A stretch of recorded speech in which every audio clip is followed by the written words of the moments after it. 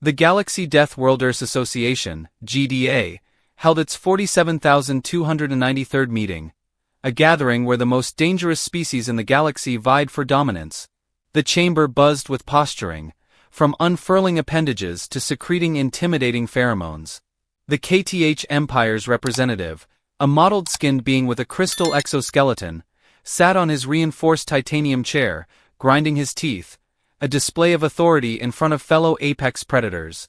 The meeting was chaired by Nyx Satara, whose 4 sets of jaws clicked with self-proclaimed importance. She updated the deadly species ranking, a largely nonsensical endeavor that consumed more time than actual governance. As her bioluminescent spots pulsed for attention, a collective groan echoed. Among the attendees, the Maraca Hive ambassador Ixel mocked another representative's claim about new acid-shooting abilities, boasting that her species had been dissolving prey with acid long before others even stood upright. Meanwhile, the Fantic representative, a shimmering cloud of lethal gas, asserted their dominance, citing their ability to explode and reform at will.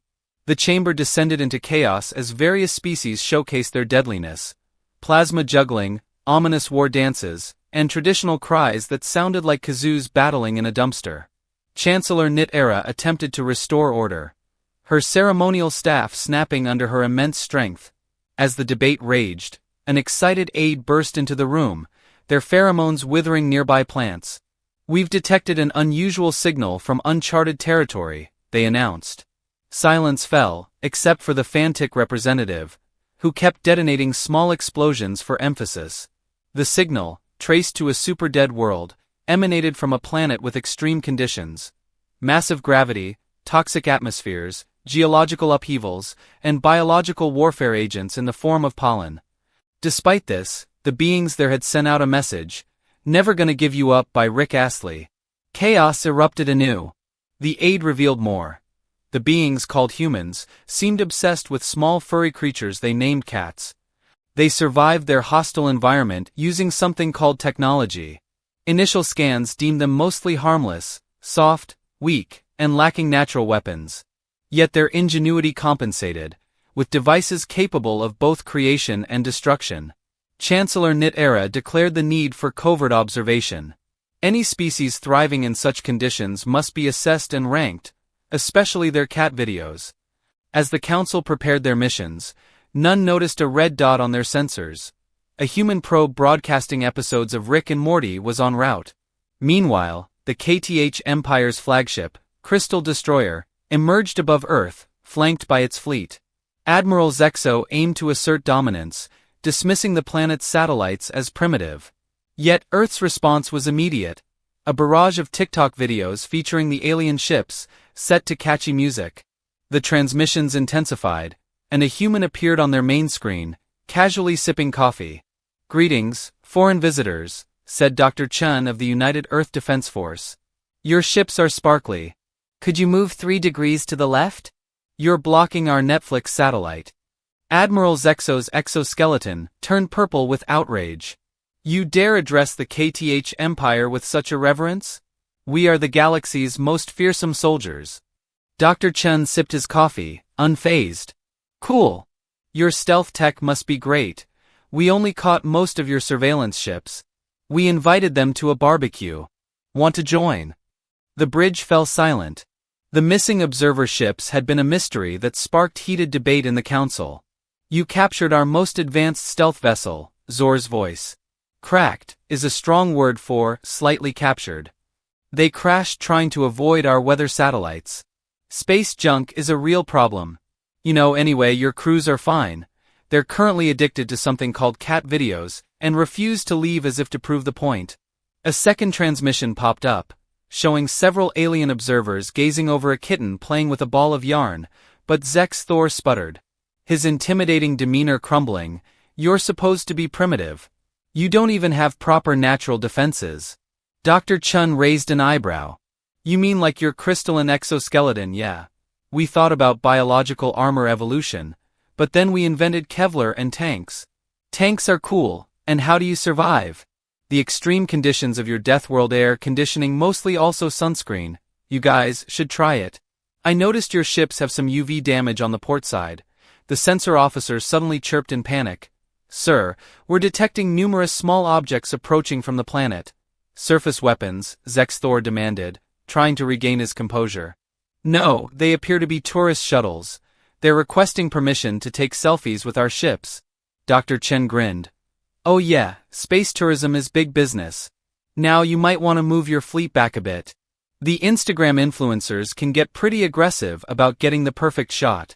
Zexer, mighty warrior of the KTH Empire and terror of the galaxy's deadliest species, found himself doing something he'd never done before. Questioning his life choices. "We will need to consult with the Galactic Council about this development." He managed to say, Cool, Dr. Chen nodded.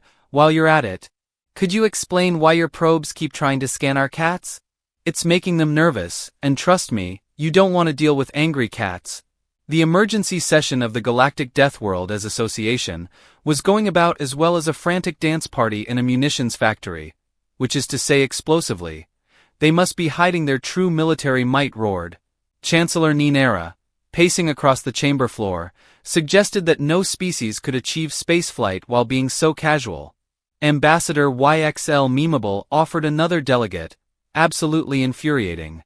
Nyx Satara concluded, snapping her third ceremonial staff of the day, Zexer still nursing. "He's wounded." Pride spoke up from his reinforced chair. "Then, let's force them to reveal their capabilities. I propose we issue a formal challenge." As per the ancient codes of combat, the chamber erupted in approving roars, screeches, and one particularly enthusiastic explosion from the fanatic representative 24 Earth hours. Later, the combined fleet of the Galactic Deathworlders Association positioned itself in an attack formation above Earth's major population centers. It was the largest gathering of deadly species since the Great Buffer incident of the previous cycle. "Attention humans," Chancellor Nara's voice boomed across all frequencies. "We challenge you to demonstrate your worth as a death. World species, choose your champions and your method of combat." The response came almost immediately, displayed on every ship's view screen.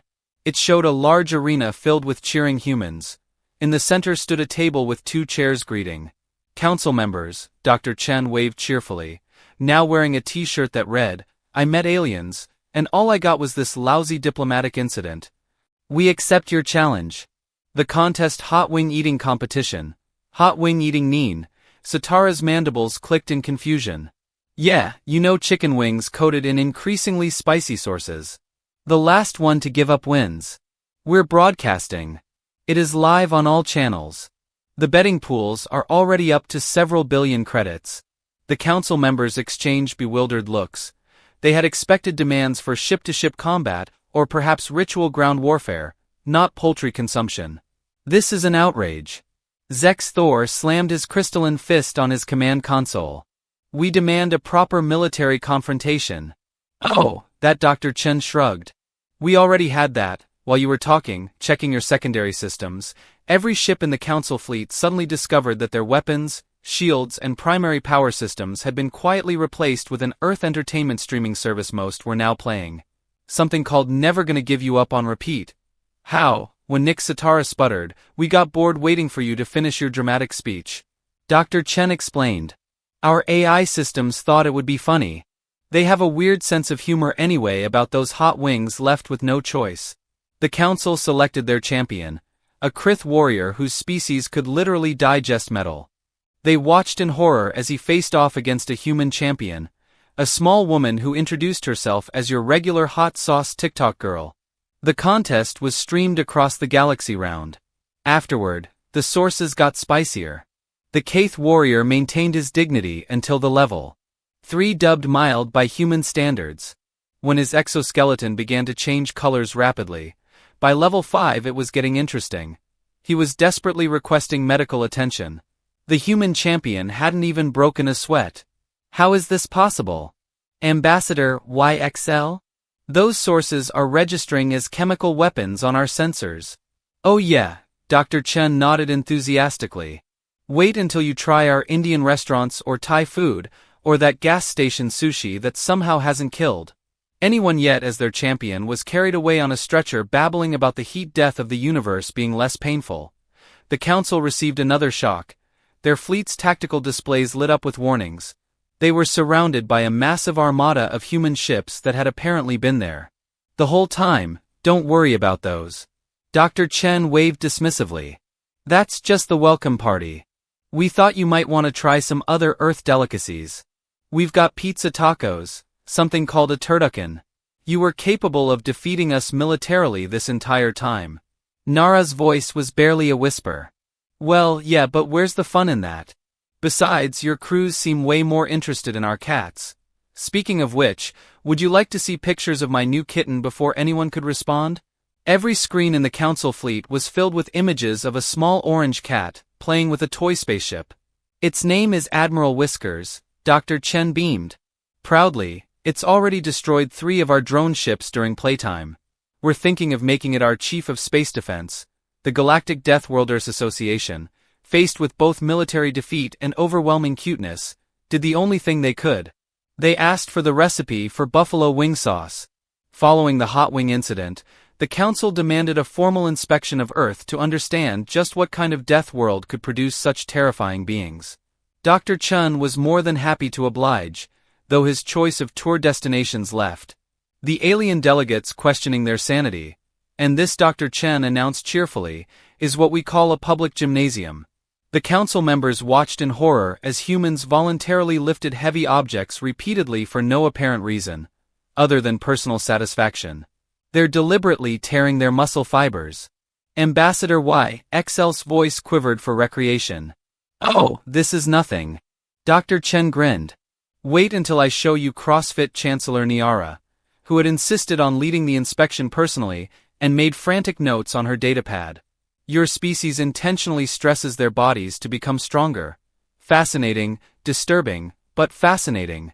You should see what we do for fun, Dr. Chen continued, leading them to their next destination. This is called an amusement park.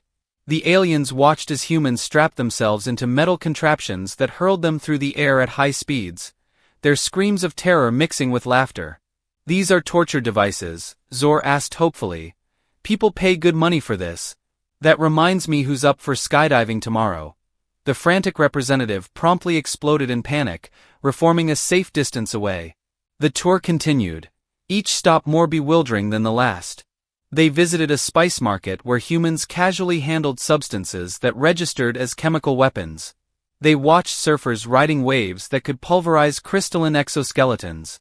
They observed children playing in snow, somehow surviving in temperatures that would freeze ionic fluids. But how demanded Nick Satara after watching humans eat something called ghost peppers for social media likes?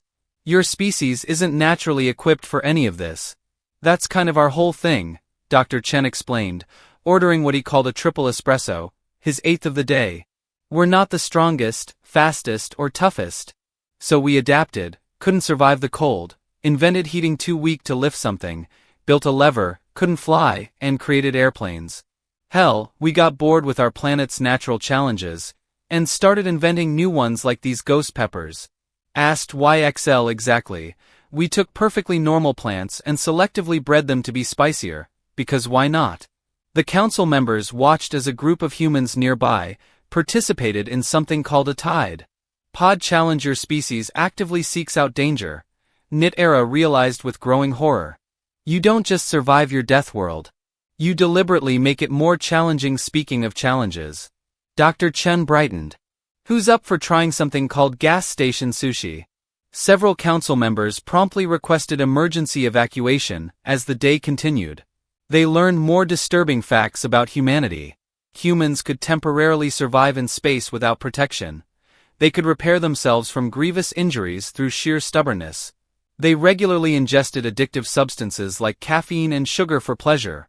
And here's the really fun part, Dr. Chen added, showing them global temperature data. Our planet's climate is changing, making everything more extreme. You know what we're doing about it. Evacuating to a more suitable world suggested by Zier. Hopefully, we're figuring out how to fix it while also planning colonies on even more hostile planets. Mars looks nice this time of year, a bit chilly, with no atmosphere worth mentioning. Deadly radiation should be fun. The council delegation huddled together, their species, various defense mechanisms, all activating simultaneously from stress. Yes, one last question. Nix Terra managed to ask those cats. You keep sharing videos of some kind of advanced biological weapon, right? What? No, they're just cute little murder machines. We decided to live with them because they're fluffy and want to meet some.